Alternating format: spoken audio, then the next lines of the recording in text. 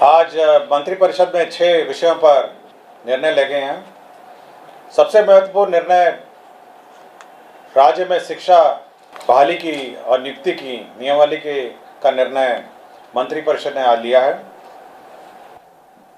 इस नियमावली का नाम होगा बिहार राज्य विद्यालय अध्यापक नियुक्ति स्थानांतरण अनुशासनिक कार्रवाई एवं सेवा शर्त नियमावली 2023। इस नियमावली के तहत अब जो भी नियुक्तियां राज्य सरकार शिक्षकों की करेगी वह अब राज्य कर्मी होंगे, राज्य सरकार के कर्मी होंगे। यह एक महत्वपूर्ण निर्णय है। इससे पूर्व आपको जानकारी होगी कि राज्य सरकार राज्य में पंचायत शिक्षक, पंचायत समिति शिक्षक और जिला परिषद के शिक्षक और नगर निकाय के स्थानीय निकायों के शिक्षक रहा करते थे। अब जो भी नई नियुक्ति होगी अब वो राज्य सरकार नियुक्त करेगी। राज्य सरकार नियुक्ति के लिए एक अलग परीक्षा आयोग के माध्यम से लेगी। तो एक आयोग जो राज्य सरकार निर्धारित करेगी, हो सकता है बीपीएससी, हो सकता है कोई भी आयोग जो है जो निर्धारित करेगी, उसके माध्यम से राज्य सरकार परीक्षा लेगी और परीक्षा के माध्यम से ही अब नियुक्तियां होंगी। इस नियुक्ति में भाग लेने के लिए जो अर्हता होगी वह मैं पढ़ देता हूं। इसकी नियुक्ति की जो अनिवार्य अर्हता है, भारत के नागरिक हों और बिहार राज्य के स्थायी निवासी होना चाहिए, ये पहली अर्हता होगी। विद्यालय अध्यापक के पद पर नियुक्ति हेतु राष्ट्रीय अध्यापक शिक्षा परिषद द्वारा समय समय पर निर्धारित शैक्षणिक एवं प्रशासनिक योग्यता धारित करते हों एवं विशेष विद्यालय अध्यापक के लिए अर्हता भारतीय पुनर्वास परिषद के अनुरूप अनिवार्य होगा। तो ये महत्वपूर्ण एक अनिवार्यता है।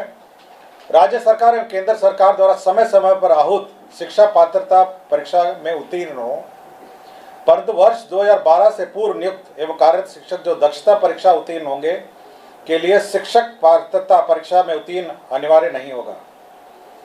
विषय विशेष के लिए अलग से विशेष अर्हता का निर्धारण विभाग द्वारा समय समय पर किया जाएगा।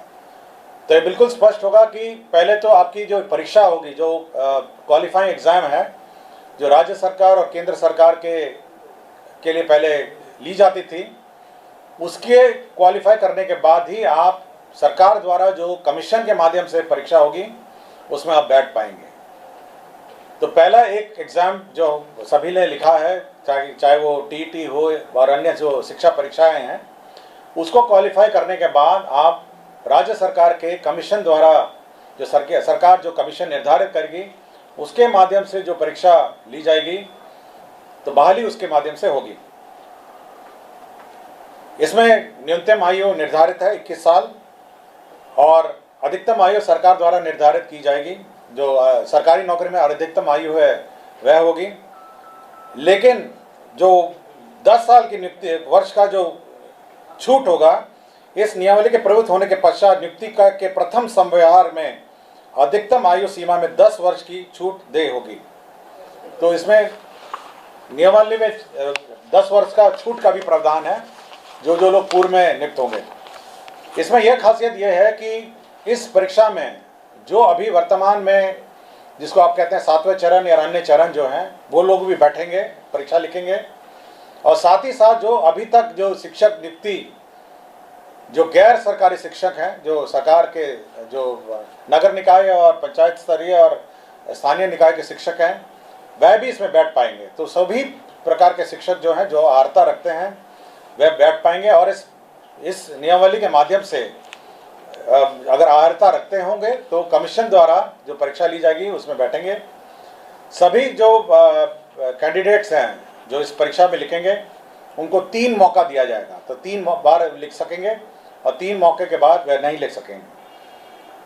जहाँ तक रिजर्वेशन की बात है, सारा राज्य सरकार द्वारा निर्धारित आरक्षण रोस्टर का पालन किया जाएगा और लेकिन साथ ही साथ जो आरक्षण है प्राथमिक एवं मध्य विद्यालय के मूल कोटि एवं स्थानक कोटि के विद्यालय प्रधानाध्यापक के पद पर प्रत्येक विषय में न्यूनतम 50% महिला अभ्यर्थियों की नियुक्ति की जाएगी। जो वर्तमान में शिक्षा में जो आरक्षण लागू है वह यथावत रहेगा, किंतु अन्य जो महिलाओं को छोड़ के अन्य जो राज्य सरकार का जो आरक्षण का नियम है वह लागू होगा।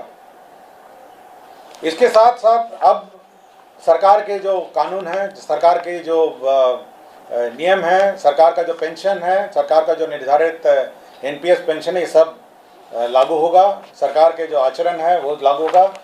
यह नीति अब जिला संवर्ग के रूप में होगी, जिसमें जिला के अंदर स्थानांतरण का प्रावधान है और अंतर जिला का भी स्थानांतरण का विशेष परिस्थिति में प्रावधान है। संपुष्टि, सेवा संपुष्टि भी उसी अनुसार है, शिकायत अपील भी उसी अनुसार है। और कैबिनेट ने यह निर्णय लिया है कि अब अन्य किसी प्रकार से शिक्षा की नियुक्ति नहीं की जाएगी, शिक्षक की नियुक्ति नहीं की जाएगी। केवल जो सरकार द्वारा निर्धारित कमीशन है उसके माध्यम से परीक्षा होगी और उसी माध्यम से अब शिक्षा नियुक्ति होगी। यह बिल्कुल कैबिनेट ने स्पष्ट निर्णय ले लिया गया है। सप्तम केंद्र पुनरीक्षित वेतनमान संरचना में वेतन जो प्राप्त कर रहे हमारे सरकारी पदाधिकारी कर्मी हैं, उनको 1/1/2023 के प्रभाव से डीए का जो रेट है वो 38 के स्थान पर बढ़ा के 42% हो गया है। राज्य सरकार को इस बढ़ोतरी में 1690 करोड़ का अधिक व्यय होगा, तो 38 के स्थान पर अब 42% डीए होगा। राज्य सरकार ने अपना जो कंटिजेंसी फंड है उसको 350 करोड़ से बढ़ा के 10,000 करोड़ कर लिया गया है। आपको जानकारी होगी, समय समय पे हम लोग कंटिजेंसी फंड से निकासी करते हैं, तो अब ये लिमिट 10,000 करोड़ का होगा, जिसमें आधा प्रतिशत जो 50% होता है वो आपदा के लिए सुरक्षित रखा जाता है।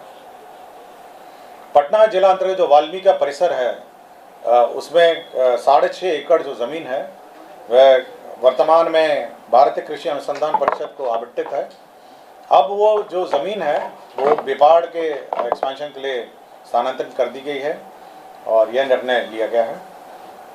और बिहार पुलिस में ईआरएसएस का जो सिस्टम लागू है उसमें जो अंडरग्राउंड केबल नेटवर्क है उसमें जो शुल्क, राइट ऑफ वे शुल्क दिया जाता है ईआरएसएस पुलिस मुख्यालय और अन्य स्थान के लिए, ईआरएसएस के योजना के लिए, तो यह शुल्क, राइट ऑफ वे का शुल्क माफ़ हो गया है।